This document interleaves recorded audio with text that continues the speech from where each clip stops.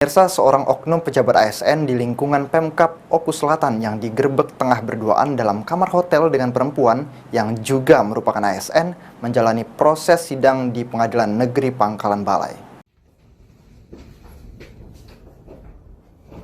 Inilah detik-detik penggerebekan yang dilakukan oleh seorang pria yang curiga dengan gerak-gerik istrinya yang selingkuh dengan pria idaman lainnya beberapa waktu lalu.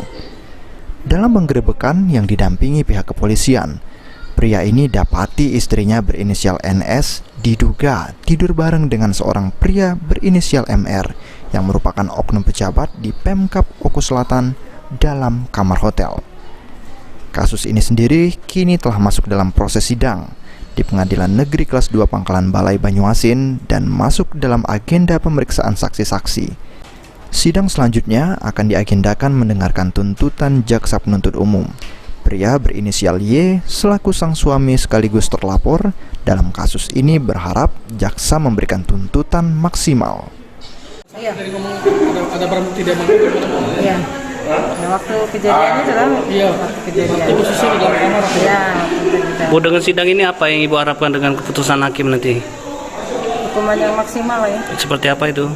Ya, maksimalnya 9 bulan kalau bisa ditahan. Putusannya ditahan dengan percobaan. Oh, itu harapannya, Bu. Harapan klien kami kan. Sejauh ini Dalam sidang ini, sang oknum pejabat ASN Pemkab Oku Selatan tidak ditahan karena ancaman hukumannya hanya 9 bulan. Sulaiman, PAL TV.